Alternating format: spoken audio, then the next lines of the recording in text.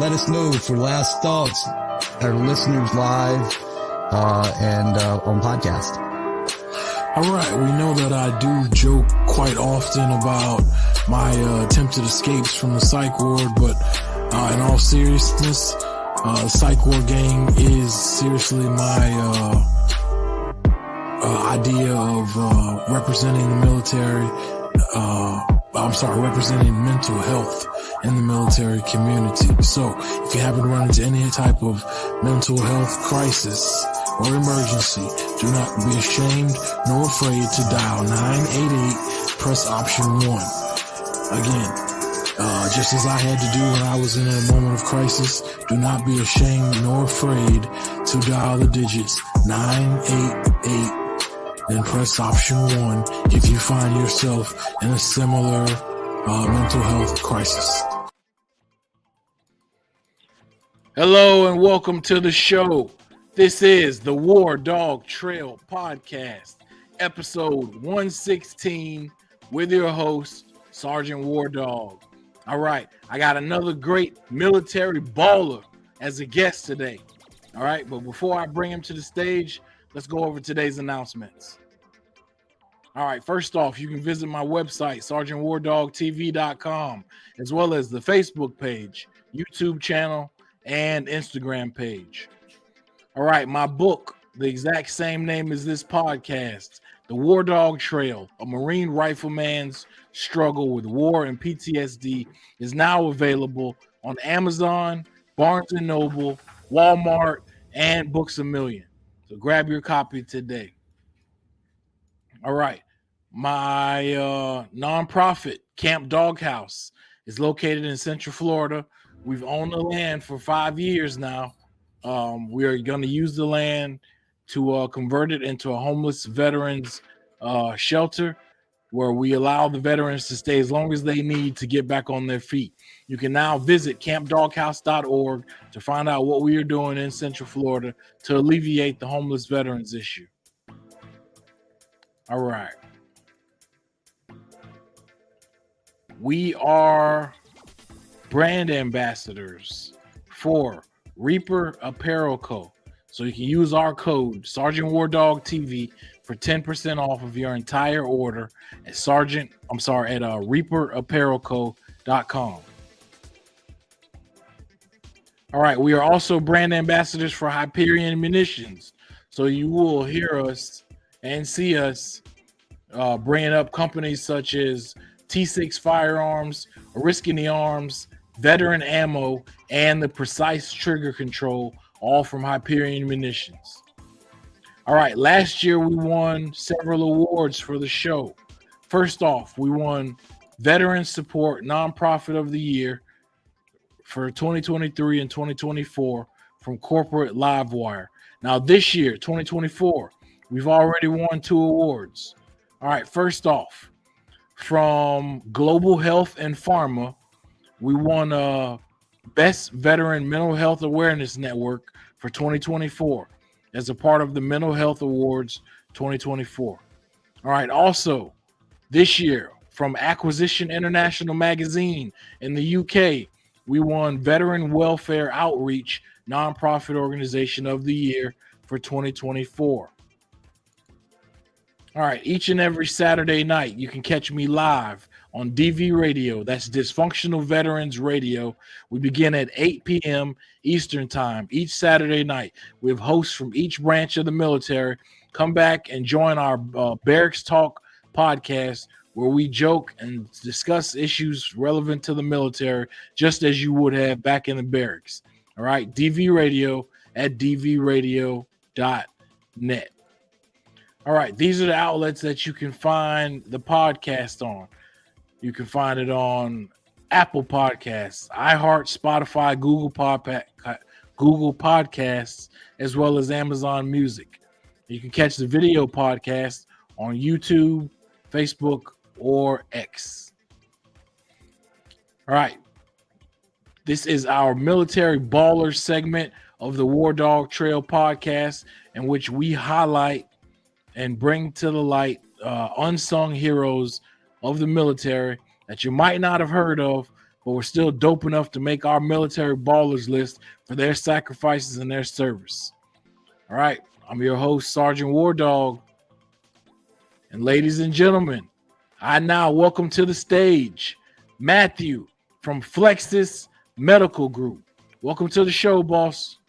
Thanks for having me. I'm excited to be here. All right. Good deal.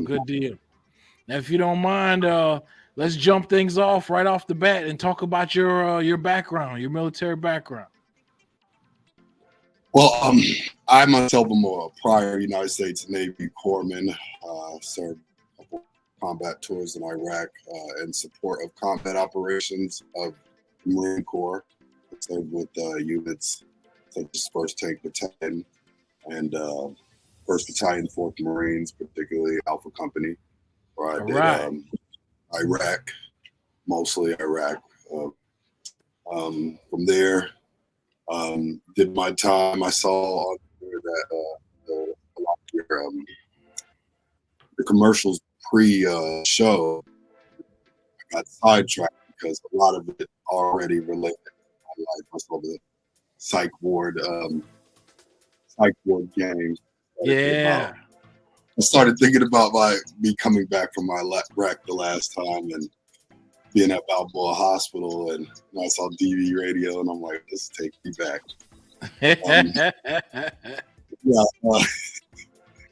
Yeah, man. So I was a United States Navy corpsman who served his entire time active with the Marine Corps. A lot of Navy fellas think if I tell them I was in the Navy and then they start talking Navy, they get to looking at me crazy, like, are you an imposter? I'm like, I'm sorry, man. I don't really know much about the Navy, but I can tell you about the infantry. Those are my guys. Those who I formed my connections with during my time in the military, and that's really what forged who I became and who I am today. Was my time served mostly with infantry, Marines. Right on. Good deal. Do you mind telling us what years you were in?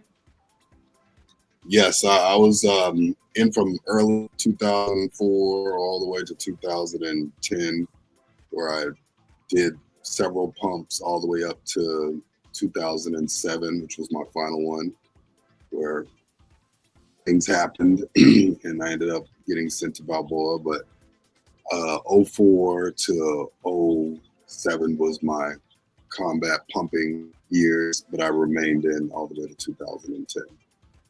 All right, good deal. Now, where are you located now? Right now, I am in North Florida.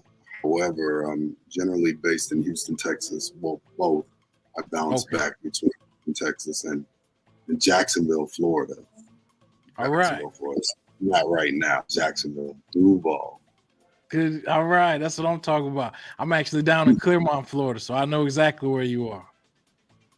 I seen that right before coming on. I was like, wow, he's in Central Florida.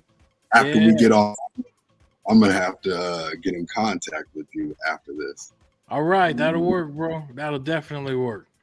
Now, I have to say, on a personal note, I've always had the utmost respect for corpsmen. All right, because you asked to join the Navy, but while joining the Navy, you agreed to come work with the Marines. And the thing that a lot of people don't know is you're expected to do everything that Marines are and to meet all of our qualifications and all of our codes, and all of our, all of our little rules and ways of living. You as a Navy corpsman are expected to know, live, observe, and react all the proper ways that a Marine react. And I'm especially talking about physically, all right? Physically, you did not ask to go through everything that people in the Marine infantry ask for. All right, your body, your knees, your back, everything did not ask for you to go, put yourself through that kind of grind, but you chose it anyway. You stuck it out. You even went through combat with Marine units. So yeah, you got my utmost respect as a true military baller, bro. You have done your thing. If you ever question your service or question your purpose, please don't, because you got Marines and grunts like me who know exactly who you are and what you do, and we appreciate you, bro. Thank you. That actually means a lot. That means a lot to me. A Marine told me on my second deployment, we got back to the grinder, the 1-1 grinder on Horno, and I'll never forget. This is when we're marching back to the grinder. All the family and friends are there waiting for you, clapping and applauding, and we get the dismissed, and we about face, and we're dismissed. And right before everybody's family members who have been waiting to see them all deployment long, I remember a sergeant with 1-4, before he even approached his wife or talked to his wife or his family members, he turned to me and he said, Doc, I don't care what anybody says, what anybody will think. As far as we're concerned, you are a Marine. And I never forgot that, because it was like, this is coming from a sergeant of Marines. That's right. This wasn't something that I, put out there or tried to make sense. I just did my job and stuck it out with guys. And Sergeant Nick, first time Fort Marines Alpha Company, stowed that honor on me, and I'll never forget that. I'll never forget the look in his eyes in that moment where I was like, okay, all right, I'll take that. Take that away from me. And you did say 1-4 Alpha Company? Yes, I was with First Battalion Fort Marines Alpha Company Raiders. We were an amphibious raid company out of 1-4, where we worked with CRRCs and up down in Coronado and practice over the horizon raids on beaches. Basically, from World Wars, where we were island hopping in the Pacific. Same doctrine that we're going to have to use again coming up soon. Specialized in amphibious raids, CRCs, but in between that, we were just pumping out pumps to the desert. Mm-hmm. Right on. Now, before we begin talking about Flexas Medical Group, can you let us know where can people find Flexas Medical Group online or social media? Yes, we have a number of places online. We're on all the popular platforms. Instagram is our primary platform where we keep it most update, and all of our schedules for our classes and all kind of information that we provide on there. One could say you could follow the Instagram page, and if you watch everything, you could be a corpsman yourself, as we give that much. We also are active on TikTok. We're active on Facebook, and we're active on Twitter. Newly active on Twitter. So yeah, that's where you can find us. And then we have a website, www.flexasmedicalgroup.com, where oftentimes is where we post or have the links to our upcoming training classes. So anybody that's ever interested in getting out there and training combat corpsman style, that's where you would head to in order to put your reservations and your classes, etc. All right. Now, if you don't mind, walk us through your transition of service in the Navy to creating Flexas Medical Group. Oh, okay. So in 2010 and prior to that, I spent quite a number of years at Balboa Hospital getting treated for PTSD and other such injuries that happened on my deployment. And after getting out in 2010, most, like a lot of my buddies, we just kind of just hung out and did whatever. It was a period of time where you didn't quite know exactly what I wanted to do, but I knew I was, just gonna live life. Then around 2020 came around. That's when 2020 was a rough time here in the United States. There was a lot going on, and me and a buddy of mine from the military, a fellow corpsman, were looking at the state of the United States, and we saw a void. We saw a void in communities, a lack of education, and something that we thought would be very beneficial, and that was teaching, training, and understanding tactical emergency casualty care, tactical combat casualty care, CLS, stop the bleed, etc. So we got this bright idea of, hey, why don't we just teach everybody how to be corpsmen just like us? Why don't we just package up the very things that the infantry taught us, or we were different units, RCT 1, infantry Marines, at the end of the day, 1st Marines, combined with what Navy medicine taught us. Let's bring that to the general public so that they can, take advantage of something we see missing. We're seeing a lot of people getting hurt. A lot of people standing around not really knowing what to do in an active violent event. There's also years of a lot of protesting. There was a lot of unrest going on. There was a lot of fear of potential violence. And while everybody was focused on stacking up on firearms, ammunition, we thought, hey, people are forgetting about medical and the importance of it.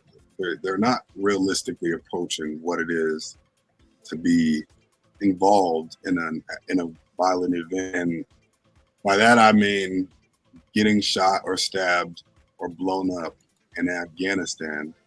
I can assure you is no different than being shot, stabbed, or blown up in a 7-Eleven in Claremont, Florida. The only difference would be, scope and duration. Combat lasts longer. It involves more people. But the injuries remain the same, and the effects that it has on the human body, as well as people's minds, PTSD, exactly, remain the same, both in the civilian sector as well as in the military. So we decided we would provide that. We would step in and fill that void for anybody that would have us, anybody that could see the benefit in it. And we started reaching out mostly to a lot of our buddies from the military, a lot of veterans, a lot of basically the 2A community embraced us first. They saw the 2A community didn't see us as some guys wearing scrubs and gloves and, wrapping something in a hospital. I'm sure they would have been bored. But they saw an element of their community. They saw where we were twined with them, with the 2A community. Firearms, tactics, and medical, they go hand in hand. So we formed the group, and we haven't looked back since. Yeah, so now we train anybody from agencies, private citizens, schools, churches. We do a lot of free work, charity work, if you would call it what's that called? Non-profit type work, although we are not yet a non-profit, but we do that type of work for qualifying organizations like churches, schools, Girl Scouts, Boy Scouts, veteran clubs, etc.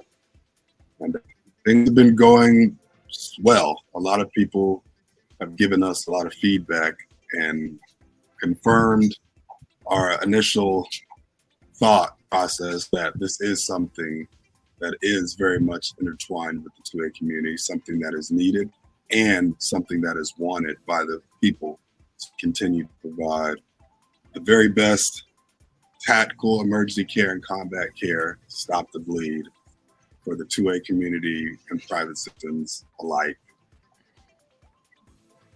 Exactly, bro. I'm very impressed with what you do. Now, do you operate in Texas and Florida, or is it one or the other? Absolutely. So our two bases where we operate primarily, easiest places for us to on classes and logistically take on those responsibilities is Houston, Texas, and Jacksonville, Florida. I reside in Houston, Texas, and my partner resides here in Jacksonville, Florida. Once again, this is my buddy since before I turned 21 in the military, before I could drink. I've known him that long. We've been like this since then. So transitioning back and forth between each other's states is nothing. I'm actually at a house of his that he just picked me up, and he has another house in St. Augustine. So whenever I'm in need to come to North Florida, I have a place. We put on the show. I'm comfortable. I'm welcome. I have a place to stay, and likewise with him. We have anything that we're in Houston, Texas. He's also he's my senior instructor and assistant in all of our classwork. So he's critical in making sure that we provide the best value. So wherever I go, whenever I do a class, he's present. And likewise, if there's anything in Florida, I'll be present. All right. Good deal. Good deal. Now, you are one of the few people that I can ask this question to, but you will totally understand it and get it from my perspective. I have been in infantry platoons, right?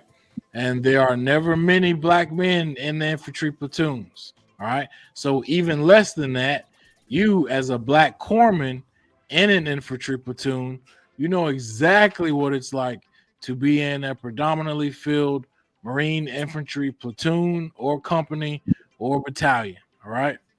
If you don't mind, talk to us about your experience as a black veteran in the infantry. Well, I want to start. I guess the first thing was just a general culture shock because I had to get accustomed to two cultures. I had to get accustomed to the culture of the Marine Corps. Well, three. I had to get accustomed to the culture of the Marine Corps transitioning from the Navy. Then I had to get accustomed to the culture of the infantry, which is its own different, not the same. And going from grunts, you'll realize that is not the same. Your expectations change, and then like you said, there's not a lot of brothers in the infantry. I can only think of probably not even 5 in my age. Probably not even. I can only think of like 2 when I scan back off the top of my head. Corpsmen, there were no brothers that were corpsmen in my AO, at least. So I was the only face. This was the face of the corpsmen in the AO. Right. And that was it. So culture shocks. First one, dipping. That was something that was foreign to me that I even picked up kind of out of a necessity. I came out of high school smoking tobacco, and then infantry Marines hit me with the light discipline out on field ops. Right. And I was like, how do we reconcile this? How do we make sure that I still don't strangle you guys here, Doc? And that's where the can of dip came in, and that was 2 cultures at once that I picked up on. I picked up on country, rancher, white guy with the cowboy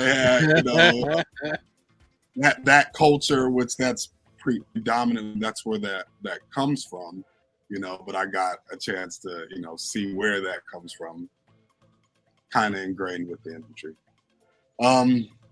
Another interesting thing is in the Marine Corps with infantry. First off, they're brutal when it comes to all the racial jokes because anybody can get it.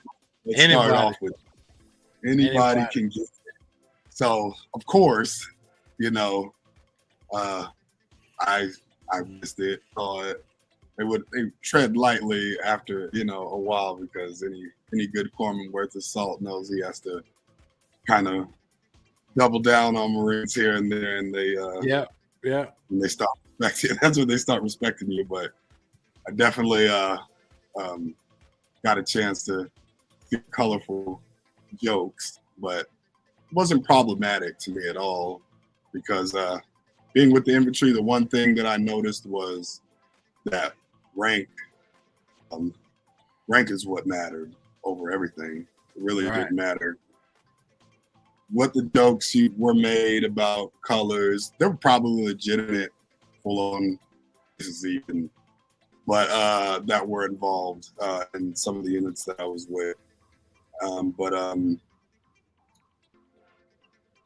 when somebody you get at parade rest and they had one up on you, you got at parade rest that. So no matter what it was, if it was a Lance Corporal, me as a HM3 in the Navy, and he could be the most.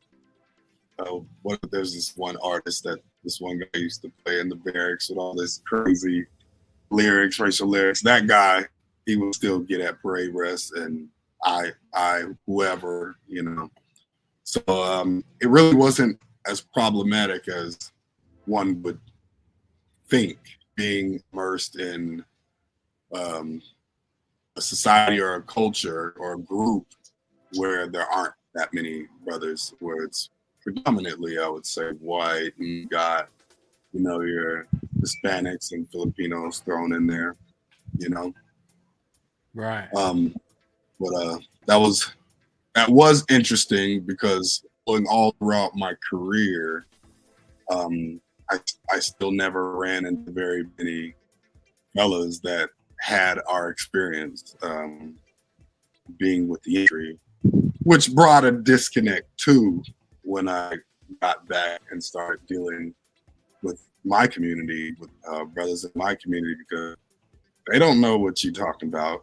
They can't relate.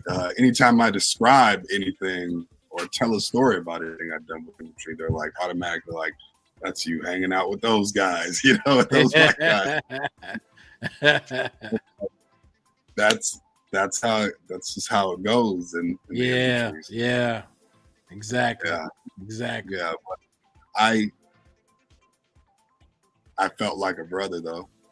They made sure though, especially after pumping. Once you get your first deployment in with those guys, you're locked in. Locked in. You're locked in. Yeah, exactly. That was, there was no turning back.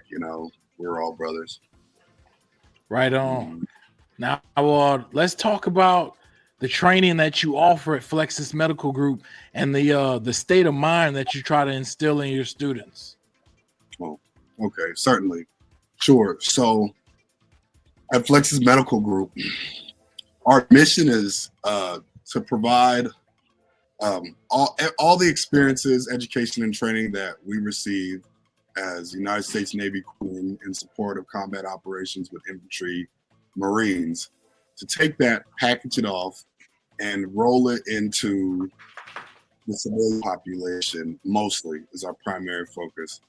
We want everybody to be able to benefit from the same education and training that we got, because if it's good for the goose, good for the gander.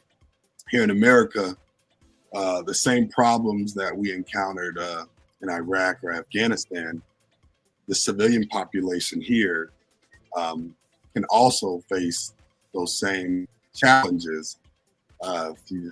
For example, a buddy of mine, Corporal Allen, he was killed in 2007 by stepping on an IED, one of my Marines with 1-4 Alpha. Likewise, there were individuals that were killed by improvised explosive devices in 2013, the Boston bombing. We recall that, the Boston Marathon bombing. There were, yes, there were serious casualties. So once again, what happens overseas also happens in America, so it never made it obsolete. So we wanted to provide those exact same services and training that we were provided by infantry, Marines, and the United States Navy medicine. Fast forward, we now have a program that, if I would say myself, is the best program that one could get this side of the Mississippi River for anybody that is interested in learning how to be the one responsible for your team. An awesome yet great responsibility of being the one that everybody looks to in the worst case scenario, the scenarios that we don't like to think about, which is when people get hurt. Right. Stop the bleed. We provide that service, which is kind of tiered, or it's absolutely tiered. It's probably our first and most basic level of service that we recommend everybody receive. It's not necessarily gonna be most ideal if you're somebody who carries a gun professionally, or you're a concealed carrier, or around firearms or utilize firearms all the time. But it's a good start. Something that anybody could use. 2A people, anti-2A people, teachers, churches, students. Every community can benefit from Stop the Bleed, because massive hemorrhage is the number one most preventable causes of death worldwide, leading worldwide, and controlling hemorrhage, which is oftentimes the number one contributor to fatalities, is essential. So anybody can participate in that. Then we roll into the fun stuff, which is the gun stuff. My 2A people, the ones that aren't squeamish around firearms, professionals with firearms, whether you're in enforcement, security, executive protection, private security, contracting work, or you're just a responsible concealed carrying citizen. This is where they find the most benefit. This is where the tactics and the medicine come together, which is what we as former United States Navy Corpsman with Infantry Marines specialize in. A lot of people teach it, but combining tactics with medicine is something Navy Corpsman with Infantry, I don't believe anybody does better. Because as you said in the beginning, the Marines expect you to and get your speed on how to be lethal and how to be completely integrated with them for combat operations tactically. Meaning, Right on. we're going into a home, we're on a dismounted patrol. I am in that patrol as a Marine rifleman before I am the Navy Corps, which caused us to learn a lot about combining tactics with medicine, and that's why we do this so well. Everything that we teach is consistent with tactical combat casualty care guidelines and tactical emergency casualty care guidelines. Everything that we teach is consistent with the combat life saver curriculum, and everything that we teach is consistent with Stop the Bleed curriculum. Stop the Bleed, tactical emergency casualty care, or TCCC, tactical combat casualty care. We bring the tactics to the Stop the Bleed. In dynamic environments where individuals get to actually perform and see how they would actually do, not theoretically in their mind, but they get to sim what it would be like to be individual around an individual if they were shot, stabbed, or blown up in any event, whether it be abroad or here in the United States. But good medicine and good tactics, they have to meet somewhere. Advanced tactical combat casualty care is the very next step, and that's when you go into that's more akin to what we do teach our corpsmen, more advanced techniques that a lot are reserved for paramedics or paramedic level intervention. So if you are a paramedic, EMT, nurse, etc., and you want to really take your hemorrhage control or emergency casualty care, come on out to us. We got you. But we don't limit this training to healthcare professionals. Its effectiveness rather lies in its accessibility to anyone and everyone. Everyone trained in tactical combat casualty care and emergency casualty care becomes an advocate and an integral part of a broader network of care, making sure that nobody is left vulnerable in a life-threatening situation they may be, whether they are in a Walmart, a 7-Eleven, a Dollar General, like just happened here in Jacksonville.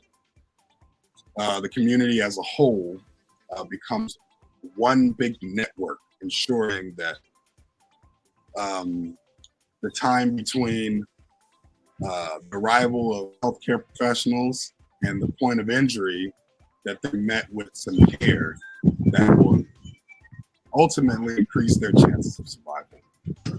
So stop bleed, tactical emergency casualty care, tactical combat casualty care, and advanced tactical combat casualty care are the services that we provide for all levels and all languages, well, not all languages, English and Spanish, but all skill levels.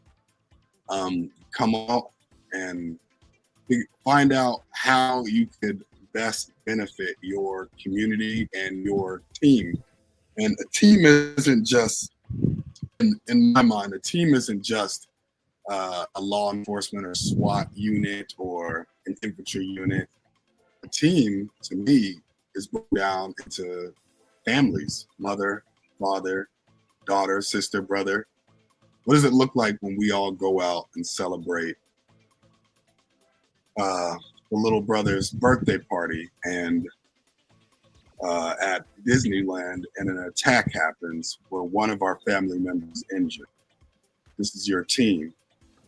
Who's going to be the one responsible for making sure your nephew, your brother, your son, your mother has the fighting chance at survival? This is for those people.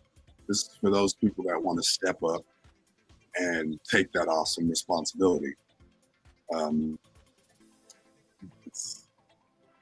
That's the reason why we got into this, is because we know what it is to take that, to be responsible for a team, a family, your coworkers, or if it's, once again, a tanker unit, everything in between. Someone's going to be looking to somebody when an active violent event or when tragedy strikes. I'll digress a little bit. I'll break off. There's a Houston trauma study that took place in the early 2000s that yielded some interesting results that showed 13 out of 14 people, when they're faced with a severe bleeding injury, that is, something happens suddenly and tragically in front of them, 13 out of 14 people, you know what they do?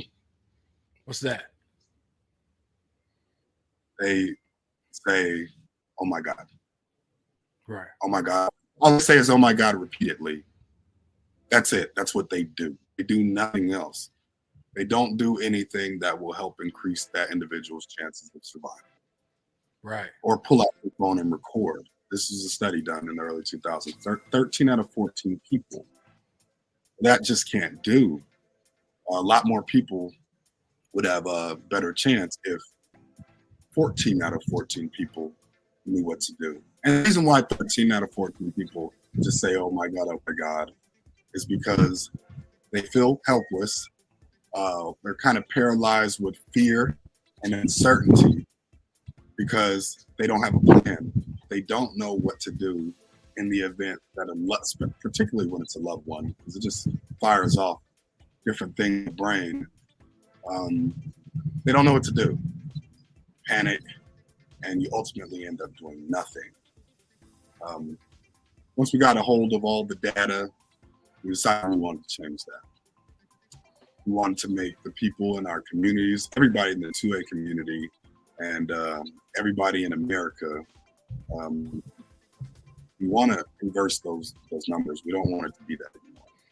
And by providing these training opportunities, we create a ripple effect of knowledge empowerment.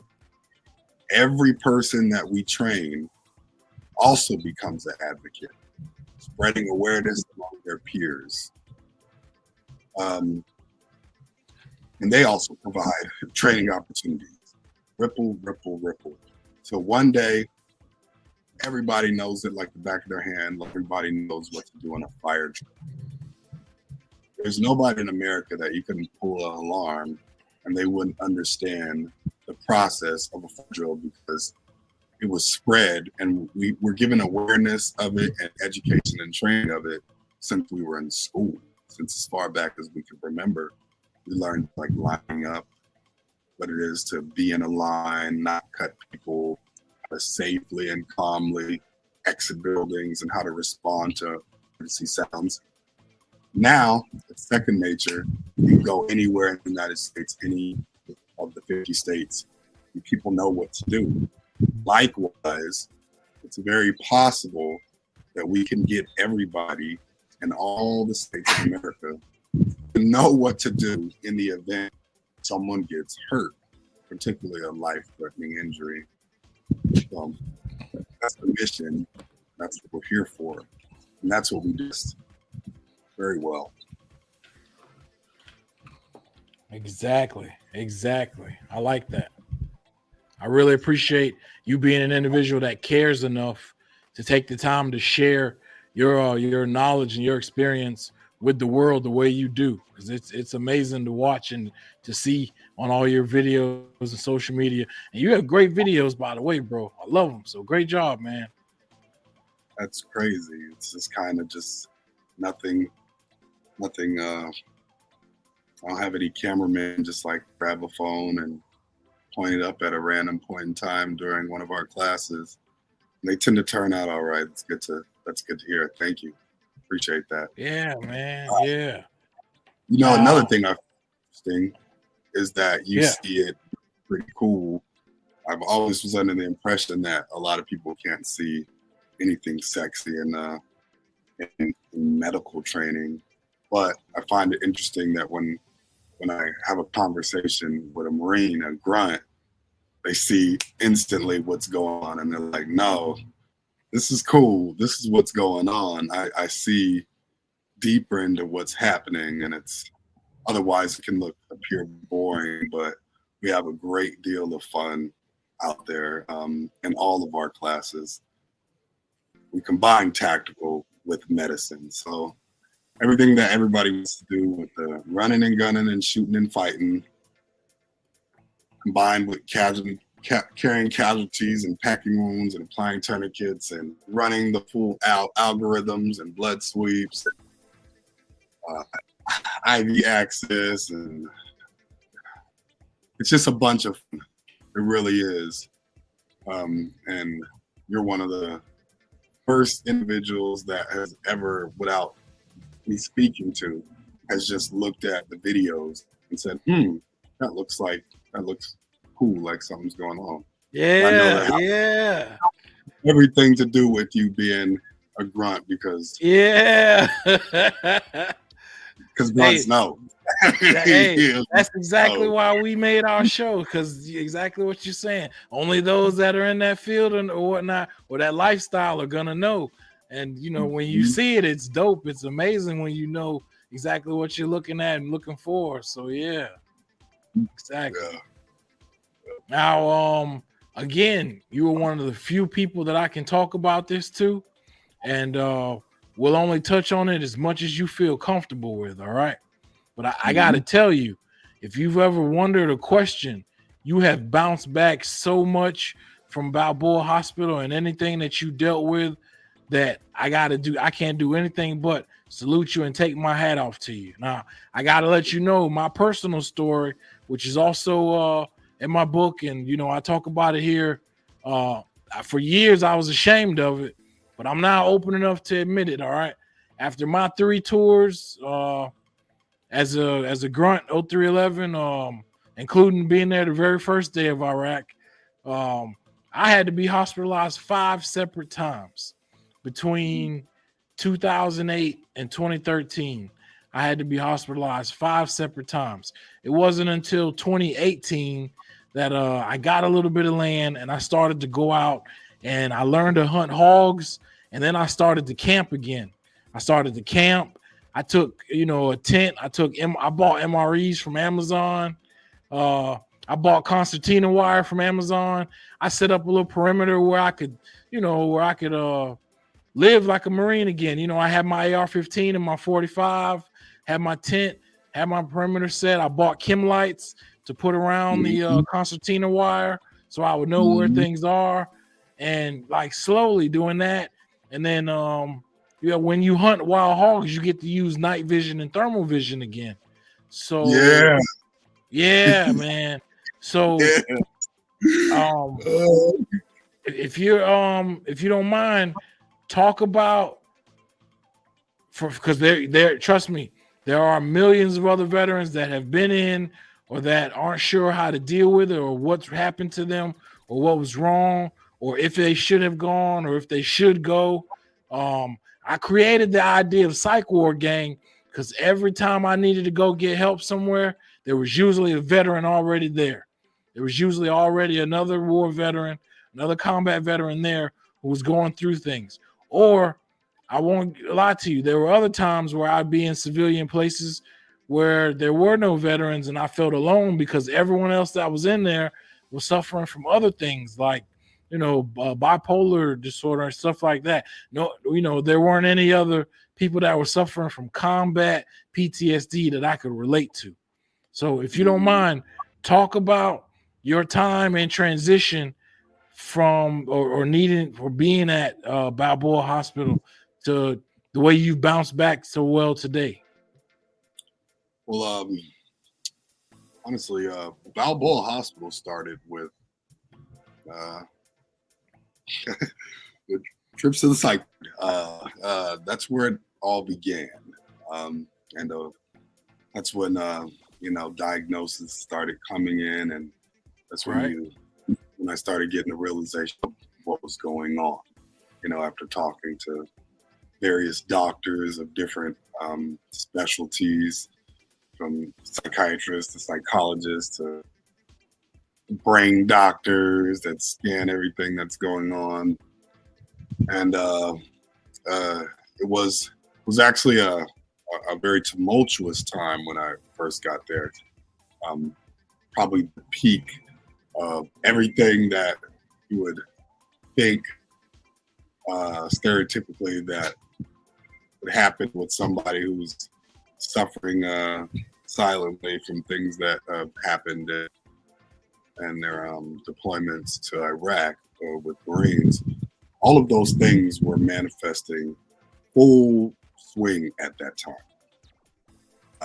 Man, I was super angry, super scared, which turned into super violence often. Right. Violence super often, which was strange for me because I had to going back to Balboa Hospital. They were now immersing me with the Navy, which was something that was foreign to me. I wasn't around a bunch of Marines Navy anymore. Right. I was now around a bunch of sailors, which when I was in infantry, I could lose my mind a little bit and throw a punch at a corporal. Yeah. It happened. You know what I mean? It was just whatever, but it's a different story when you have that energy around the Navy. They don't like that. They're scared. They handle that completely different. Again, it was unnoticeable with being with Marines because that's already a warrior culture where people are already hella aggressive. So, that kind of stuff kind of slips under as just part of the community. But when you step out and you get immersed with the Navy or a civilian population, that's when you start realizing like the behavior is actually not acceptable here. You can't really beat up people every time your anxiety up there, and you can't handle everything with the well, let's take it there. That for everything, but that's what it was for a long time. Sometimes I was completely aware, and then sometimes I wasn't even aware, which was probably the most the scariest, or what was probably the most seriousness of the condition, was times when I was doing things that I wasn't completely aware of. Spent time at the hospital getting treated kind of like everybody else. People didn't really know a whole lot about PTSD at that time. We were kind of getting experimented on. I had a unique perspective, being that I was in the medical field. I was paying attention to what my healthcare process was going, where it was going, but from a healthcare provider, insider, corpsman's mindset. I realized it was kind of like, they were trying their best, but they were learning. So experimented with a lot of different medications that had, a lot of adverse effects as well. So many different meds that, they're trying to help you, but you'll never know how they affect you until you start taking them. And tell you, some of that stuff makes things, worse. Things did get worse. It actually wasn't until I transitioned out, and enough time went by. It took time. I can't think of any particular program or thing that actually just saved the day. Being connected and in contact with people, my buddies from deployments, and that I knew from those times, and keeping contact with veterans that understand. I know I hand that word because I've heard it used so much, but it's really what it boils down to, is being able to have support of people that knows exactly where you're coming from. Exactly. You don't exactly where down to the souls, the feels, the anxieties, the boredom, the worries, the sucks, the everything. Being connected and keeping continued connection with those individuals over a period of time, I'd say was the most effective form of medicine for me out of everything that I was presented with. And I was presented with a lot, every form of treatment you could think of.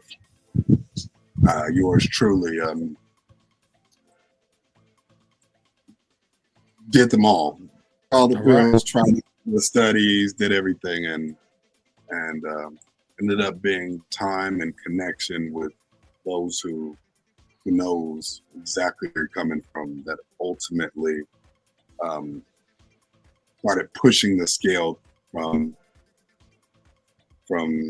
day one back from Iraq to the individual you see in front of you now, which is a much more healed, put together, a much more victorious version of myself. Then getting into the 2A community, which happened way later. I spent years not even touching firearms. Right. For staying away from them, like probably a good 8 years. Right. Got rusty and everything, where I was a little ashamed of myself, like, this ain't gunslinging that I used to be. Yeah. This can't be. Yeah. Yeah. But getting it back into that world really shot me to another level, because now, like you said, when we went hog hunting, and I know exactly as you were painting that picture, I know where you're coming from. Yeah.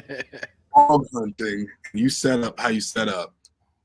The same thing that started happening for you began happening to me when I started getting into the QA community and started teaching the gunslingers tactical men. I was back. Yeah.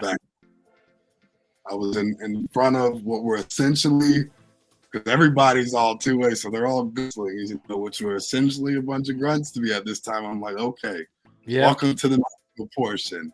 Yeah. And that began a process of total and complete reconciliation of my past, bringing me comfort and reassurance, and giving me a lot of joy. And it was giving me something that I could focus on and be like, you know what? Things gave me appreciation for the things that we did go through. With deployment, because I say to myself now, I wouldn't be doing this here and providing this to the good people here now if it wasn't for those experiences. So I began to reshape and reconfigure my thinking about what I once considered very tragic and ski in the Marine Corps as more of this was actually very beneficial, and this is kind of I had to go through this in order to be here and provide this today. So right on. I want to add and share with you, because I'm no longer ashamed of it. After me trying years of the same exact things that you said, from meds to counseling to the vet center to the VA to I even once went through EEG, bioneurofeedback, where they would attach these things to my head to let me know where my thought process was. I mean, I went through every step I could to try to shake off not being that homeless or drug-fueled veteran that everybody tries to say that war veterans are. I tried my damnedest not to be that. So I have to admit, though, after my years of, the counseling and the medication and everything, it wasn't until 2011 that someone convinced me. They were like, you know what? You don't get urine tested anymore. Why don't you smoke marijuana? And I had no answer for that, because I was like, well, damn, I don't know. I guess I'm not being tested anymore. So I don't know why I don't. It's never really been, that big of a deal. But when I did, and now it's legal in Florida, I have a medical card and the whole nine. When I tried medical marijuana, it made me such a different veteran, bro. I mean, I can laugh with people, smile. I'm not the serious or depressed type of guy that I normally am. I can joke. Oh my God, I can sleep. All right. It feels so good to be able to sleep the way you do when you try medical marijuana and you allow it to help you sleep and to get you through dreams and all that type of thing. I don't know how you feel about that, so I wanted to ask your perspective on medical marijuana and helping veterans. I think all veterans should take medical marijuana. I'm gonna go into my personal story. It didn't take me long to get convinced to try that. As a matter of fact, before I separated out, I actually had to have a letter written to the Admiral of Balboa Hospital, because I opted on a test while I was at Balboa Hospital. Okay. My psych doctor was like, it's self-medicating. It's what's helping. I'm just going to write a letter to the Admiral. And I was completely excused. I know a lot of people don't have stories like that it doesn't happen but it happened just like that, as I was a patient at a hospital for what I was there for. And I was separating for that very reason. Came in once again when I got the results. It wasn't from the command. It was my psych doctor who said, "Oh, it turns out that you whatever." I was at another appointment. They popped on a test, but I had gotten that started that right before separating, because that was the only thing that was helping. Exactly. Among cocktails of things that they wanted me to try that were supposed to be better, and I didn't get that. To me, it actually seemed more dangerous what they were giving me. But medical marijuana came to the picture. I was in California, San Diego, This is a time when there's this business, and it's like I actually took my picture to get my medical marijuana card, and I was like in like uniform in my picture before I even got it. Right before getting out, went in there and took pictures. So no, I'm an advocate. I'm a big advocate for medical marijuana for veterans, for many people, not just veterans, but definitely I would say people are going to give other things a shot, that they should definitely give medical marijuana or marijuana period a shot. The benefits can be extraordinary, tremendous, and the risk, cost benefit is not much, if any, very much risk associated with it. So we've tried things that had a lot of risk associated with it and a lot of danger. This is one of them. So I'm a very strong advocate of medical marijuana for the treatment of a lot of, especially anxiety disorders such as PTSD, etc. All right. Now, I'm lucky enough that here in Florida, right, you can have your medical marijuana card, you can have your concealed weapons card. There's not much of a hesitation or of a problem between you trying to have your 2A rights and you needing to have your medical marijuana and all. So I'm totally in a very lucky spot by being in Florida where they handle it that way.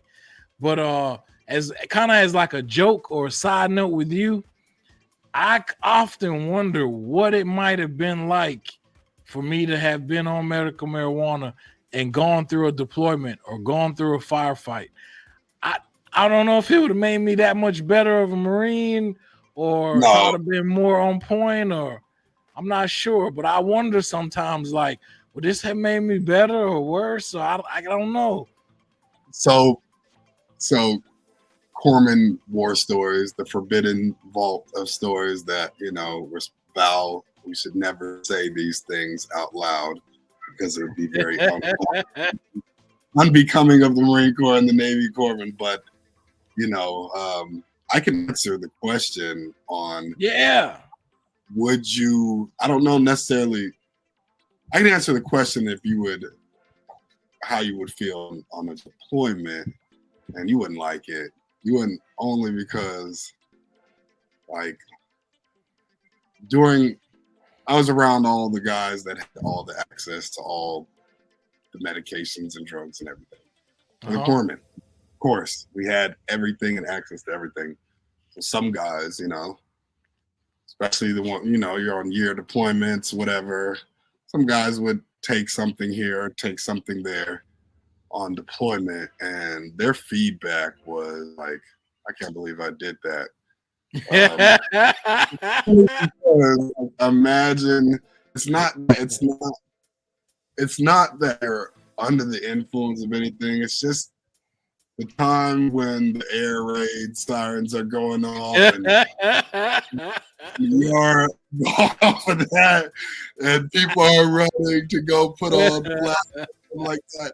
That's not where you are. Even though I enjoy it every other time, that is the time where you're like, this is not a good time to be like that.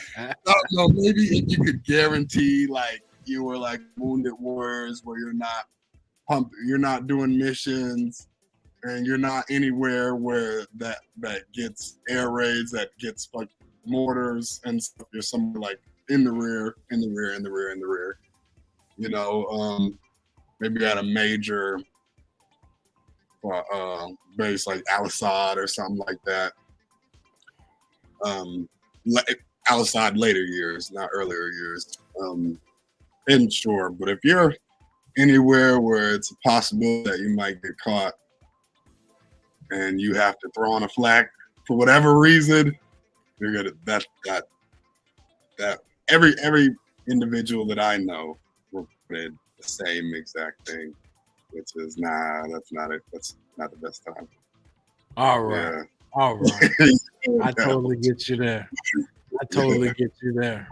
Now, the last thing I want to ask you is about being a Black veteran.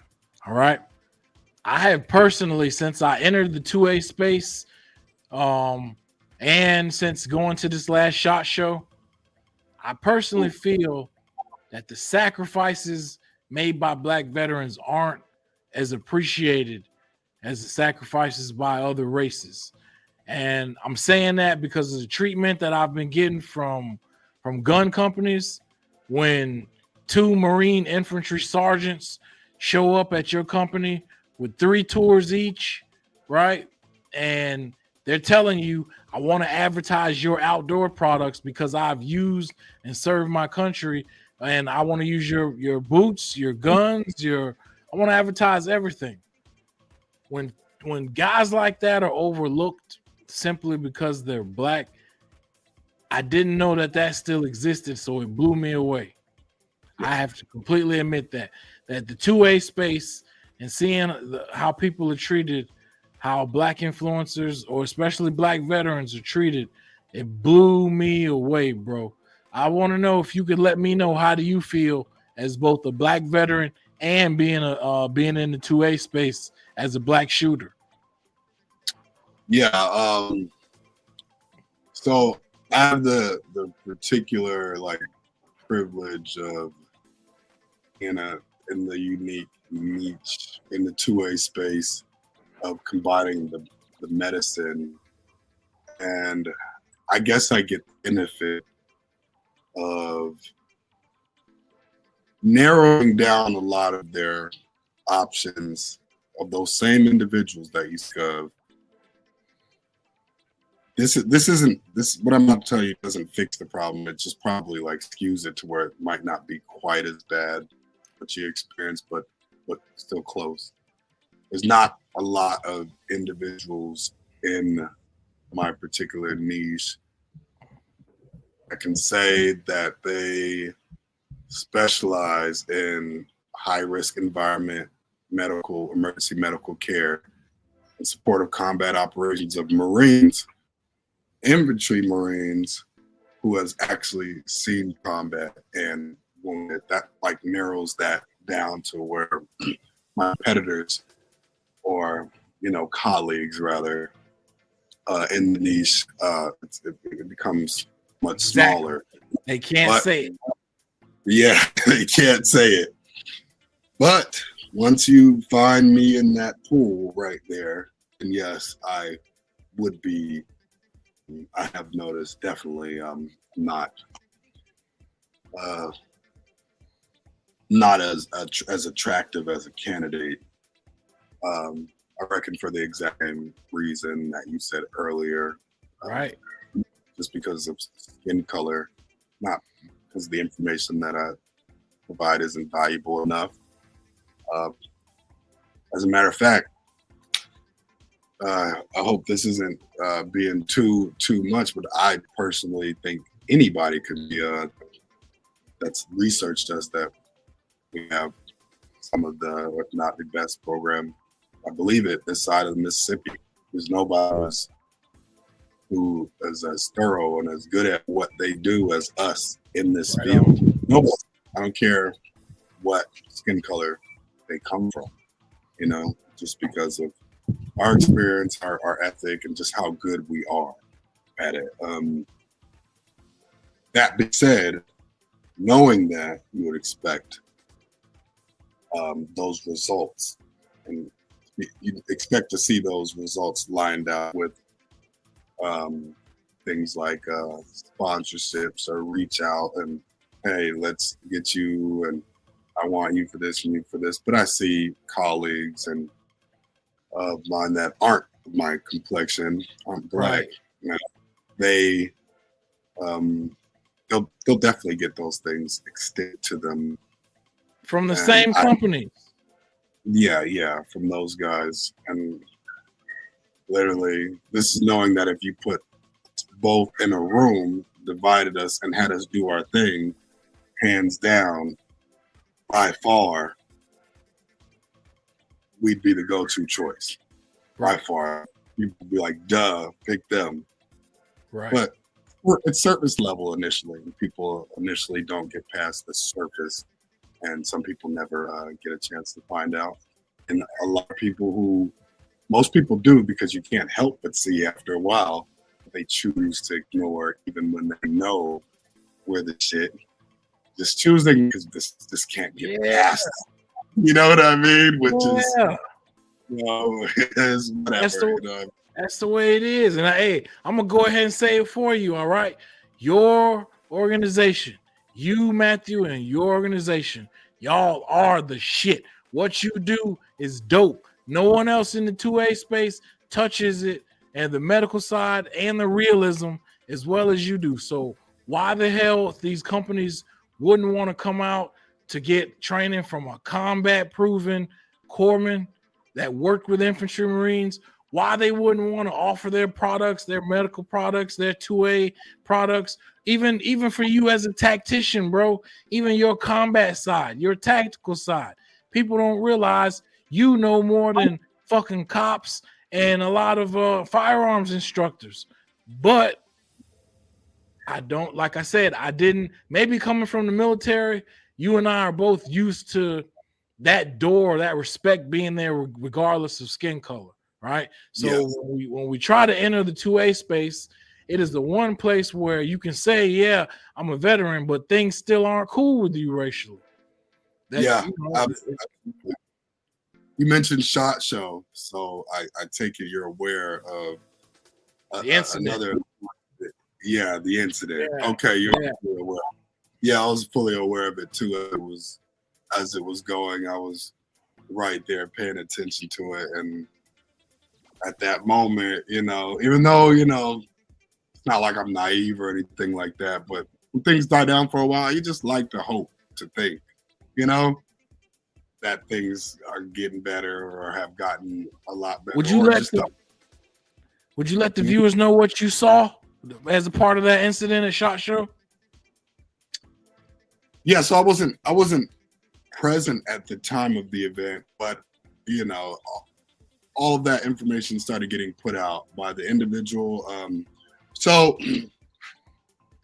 an individual, a former Marine, a brother, was doing his thing at SHOT Show in this 2A space, just like everybody else, excited to be there, amongst what is supposed to be and appears to be to them a gathering of a community of people that are in this space, this 2A space that extends out to all kind of things. And there was a former teams guy. I forget who he was with. Forgive me. I should remember his name, but I since wiped it from my mind. I know he had one of his buddy was on the Sean Ryan show. Not too long ago, so you'd be able to see. I'm familiar with Sean Ryan. Yeah.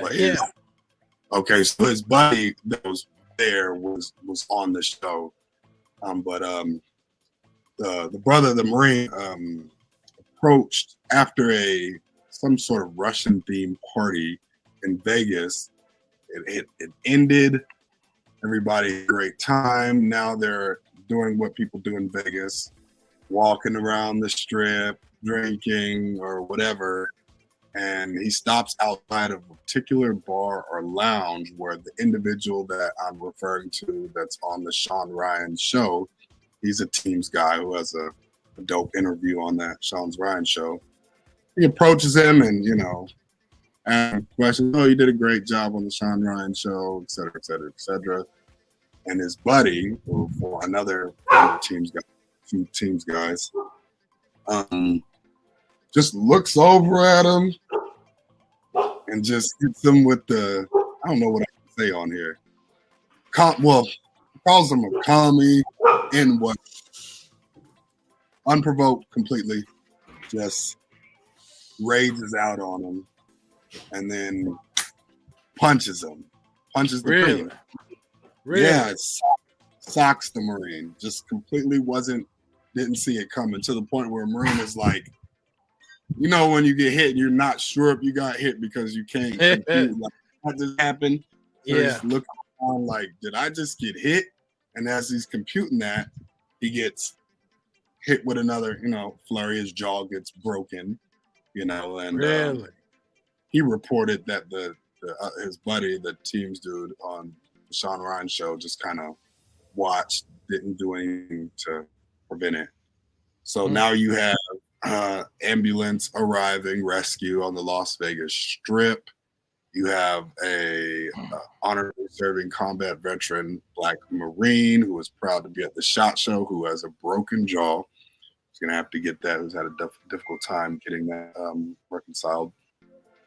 And he just got called a commie N-word, all while getting assaulted in a place that's supposed to be a gathering. These are two prior military individuals with who both have done combat operations and theater. I would think that they have more in common right there than anything else. But it seems, or putting the fact of the matter is, upon getting out, that individual who was a former teams guy either went back to his previous way of thinking, never left that way of thinking, or joined a group of individuals who have that way of thinking. But it goes to show you that that shit's very much alive and well, because it's unbelievable that would happen. These are like, and I wish I knew the names, because these are names that everybody in the 2A space knows or should knows. They have a company or work for a company that produces a bunch of products that a lot of people in 2A space really love. So because they're former teams guys, Delta guys, so everybody, wants to buy their stuff because, they're that. So I would think that being in that kind of light, you got a lot of eyes on you, a lot of people that revere you for no reason other than the title that you earned. To see those guys doing things that I would expect. I've seen better people in the trailer parks of Redding, California, and Montgomery, Alabama, than these guys. And these guys are cultured, well-traveled, been around the world, I'm sure, have been exposed to a bunch of people. And yet I could go to a trailer park somewhere of people who have never left their city, their particular area, their region. They're indoctrinated with all kind of crazy talk, and they still produce people that aren't like that guy, that are willing to reach out, break a brother's jaw, call him all kind of racial slurs while doing it for no reason. Well, he had a reason, I guess, no good reason. The reason is dude came from a Russian party. He's a black dude. Apparently he had something that made him think communism. Black dude, took it back to the 60s and 70s, hit him with that, and just cracked him. And I found it particularly egregious, the gaslighting that he reported went on afterwards, which is the same buddy who could have stopped this, who just kind of looked on and apparently amused me. When he realized it was getting out of hand, there were a lot of cameras. We got a bunch of rescues showing up on the strip, lights and siren. This isn't something you're going to necessarily be able to sweep under the rug. Yeah. So he's trying to tell this brother, come on, man, like, well, what do we got to do to work this out? We're a team. Basically insinuating that all three of us, the dude that just called him that and cracked his jaw, him and the brother, remember, we're a family unit, military, bro. Yeah. Like, that wasn't there until after you realized that you were about to be in some deep shit. So I found that happening, and then the subsequent just dishonorable gaslighting and playing those stupid games, that was kind of appalling, Right. Very unbecoming